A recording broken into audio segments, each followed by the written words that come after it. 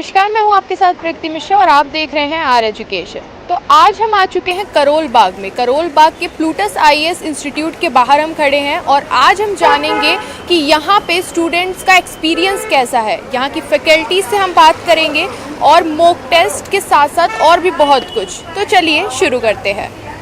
तो हम इस टाइम पे प्लूटस आईएएस इंस्टीट्यूट के बाहर खड़े हैं और जैसा कि आप देख सकते हैं कि यहाँ ऑप्शनल सब्जेक्ट्स में सोशोलॉजी, एंथ्रोपोलॉजी, जियोग्राफी, मैथमेटिक्स और पब्लिक एडमिनिस्ट्रेशन, हिस्ट्री, पीएसआईआर ये हैं यहाँ के ऑप्शनल सब्जेक्ट्स। की जानकारी के लिए मैं आपको बता दूँ कि यहाँ प्लूटस आईएएस इंस्टीट्यूट में क्लासेस चल रही हैं।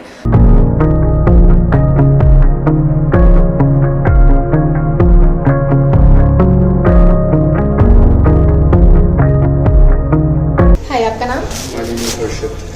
हर्षित, आप यहाँ प्लूटस आईएएस में कोचिंग ले रहे हैं, तो क्या एक्सपीरियंस रहा है यहाँ पे आपका?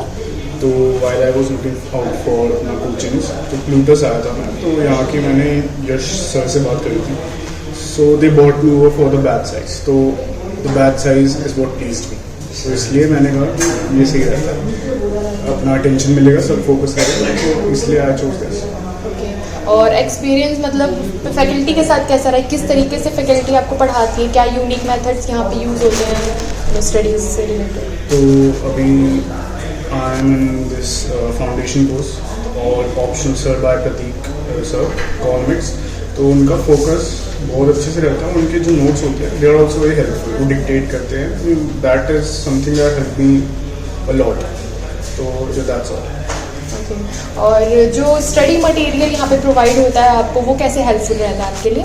The study material is very discrete and brief और बहुत ही स्ट्रेट टू द पॉइंट है, तो इट्स वेरी हेल्पफुल, क्योंकि टाइम कंज्यूमिंग भी नहीं है और very helpful, cut to the point है।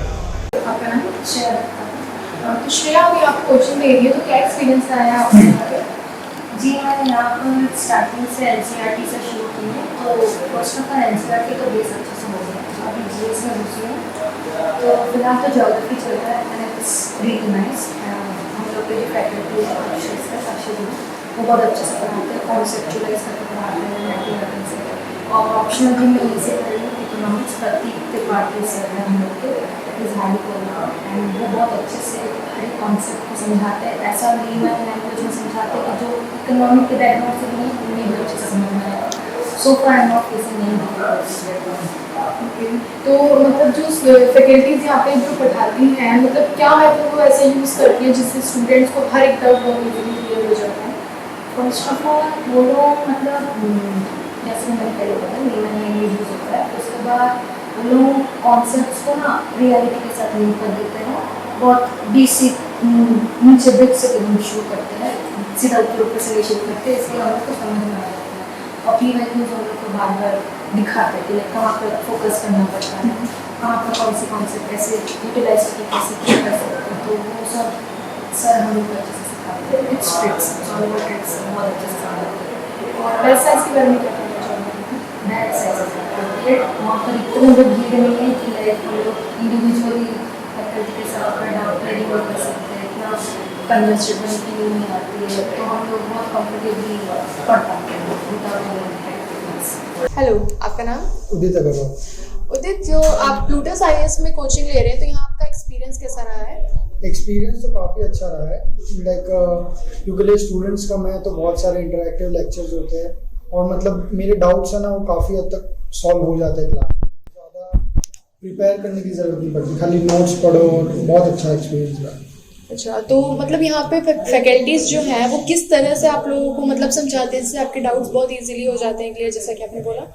हाँ, तो एक्चुअली होता था, मैं पहले से इकोनॉमिक कर रहा हूँ, तो मतलब मुझे थोड़ा बहुत तो आइडिया रहता है। तो अगर मुझे कभी डाउट आता है तो I can ask whatever I want, मतलब सर हमेशा समझा देते हैं।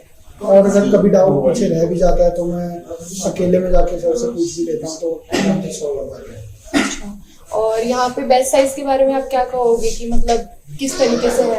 बैच साइज तो एकदम समझ लो ना, एकदम परफेक्ट है, क्योंकि बहुत कम बच्चे हैं, तो हम इंटरैक्ट करके, सर से इंटरैक्ट करके, फेस टू फेस बात करके हम हमारे लेक्चर्स और हमारे डाउट्स है सॉल्व कर सकते हैं, और लेक्चर भी काफ़ी स्मूथली होगा। तो उसकी स्मॉल बैच साइज है इसलिए, तो ये एक बहुत बड़ा प्लस पॉइंट है।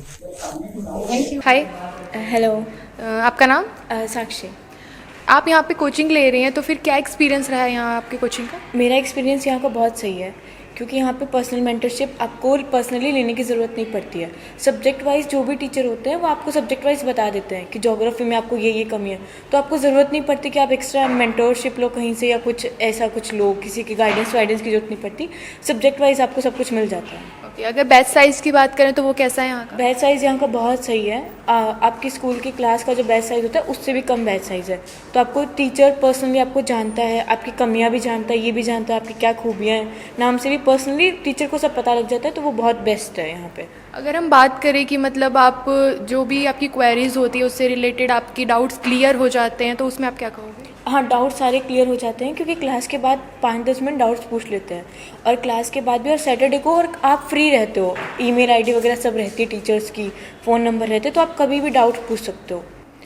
तो इस टाइम पे हम हिस्ट्री फैकल्टी के साथ हैं, जो कि हैं जितेंद्र सर, और इनसे हम जानेंगे कि मतलब इनका क्या एक्सपीरियंस रहा है, कितने टाइम से यहाँ पे काम कर रहे हैं। तो हेलो सर, आपका नाम?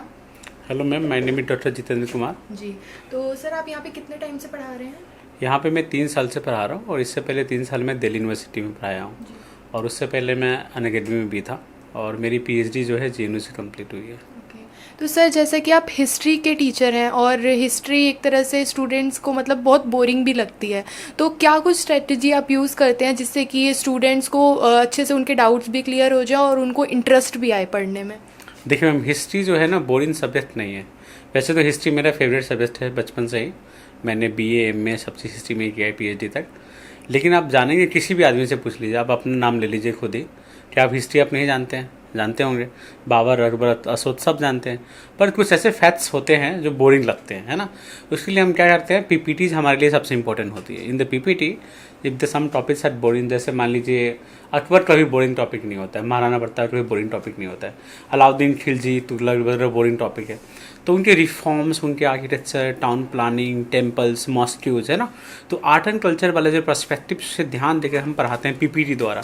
पीपीटी में हम जो हमारे पीपीटी बहुत एक्सटेंसिव होता है। In the PPT we mostly use chart, graphs and the tables plus pictures, sometimes we shows movies also, है ना, animations and all. So PPTs will help a student to be like not feeling bored, है ना।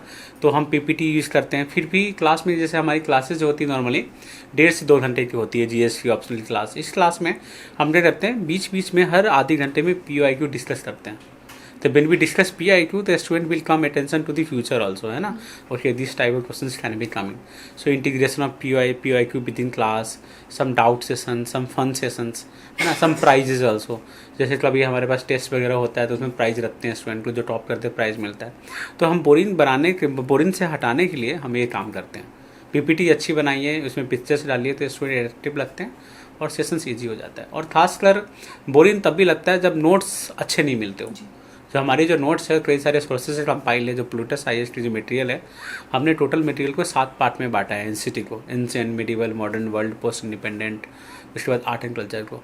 तो इन सब से हम पढ़ते हैं तो बोरिंग कम लगता है और 5-6 महीने में अच्छे से तैयार हो जाती है। और हिस्ट्री जो है बहुत इंटरेस्टिंग सब्जेक्ट है, डिबेटेबल सब्जेक्ट है और हमेशा यूज होता है। ठीक है मैम। तो जैसे कि सर ने बताया कि ये PPTs का यूज़ करते हैं और स्टूडेंट्स को नोट्स अच्छे, बिल्कुल नोट्स अगर अच्छे नहीं होंगे तो स्टूडेंट्स को बिल्कुल इंटरेस्ट नहीं आएगा और समझ में भी नहीं आएगा। तो नोट्स सर ऐसे प्रोवाइड करते हैं जिससे कि स्टूडेंट्स को वो अच्छे से समझ में भी आते हैं और उनके डाउट्स भी क्लियर हो जाते हैं। तो ऐसी ही वीडियोज़ के लिए बने रहिए हमारे साथ और देखते रहिए आर एजुकेशन, और चैनल को सब्सक्राइब ज़रूर करिए। धन्यवाद।